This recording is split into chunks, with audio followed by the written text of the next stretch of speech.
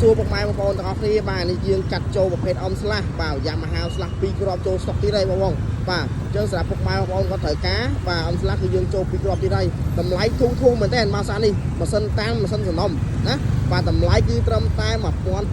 1350ទេបាទតម្លៃធូរថ្លៃមែនតើណាបាទមួយគ្រាប់នេះតម្លៃវា1350មួយគ្រាប់នេះតម្លៃ1250បាទតម្លៃទុំមែនតើហើយស្អាតណាស់ធានាគុណភាពជូនណាហើយជើងសំណុំមែនតើនេះបងបាទបងមើលហើយជើងបាទបកកង់មុខក្រោយគឺខាងបងវាចាំនៅថ្មីជូនថ្មីជូនអតិថិជនហ្នឹងបងបាទបងមានម៉ូតូចង់វាយដូរបងមានម៉ូតូចង់ដោះដូរអាចដោះដូរជាមួយហាងបងបានណាបាទពណ៌ទឹកប្រាក់ស្អាតមែនតើបាទនេះគឺពណ៌ទឹកប្រាក់ណាបាទបងមកពណ៌ទឹកប្រាក់ស្អាតនេះបាទទឹកប្រាក់បើនិយាយអែមមែនតើបាទអែមណាម៉ាស៊ីនសំណុំម៉ាស៊ីនអត់អាចដោះទេជូនតែម៉ាស៊ីនអត់អាចដោះណាទេជូនហ្មងបាទហើយប្រាក់លេខភ្នំពេញណាប្រាក់លេខភ្នំពេញស្អាតមែនតើនេះបកកង់មុខក្រោយគឺថ្មីជូនអតិថិជនអញ្ចឹងបងបាទស្អាតមែនតើបាទជួយសម្រាប់បងប្អូនចាប់អារម្មណ៍ពណ៌ទឹកប្រាក់អញមកយកពណ៌ទឹកប្រាក់បាន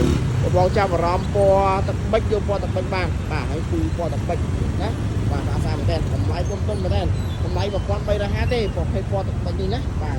អូសម្បកកង់មុខក្រោយគឺថ្មីស្អាតមែនតើណាបាទស៊ីវិល័យមែនតើបាទអមស្លាស់នៅតែពេញនិយមអញ្ចឹងសម្រាប់បងយូរអ្វីណាបាទអញ្ចឹងសម្រាប់បងប្អូនស្រីគុំចិត្តអាចជួយរំមកមើលតបានណាបាទស្អាតមែនតើអរគុណច្រើនបងប្អូននេះកុំភ្លេចជួយ share វីដេអូទទួលបានតម្លៃពិសេស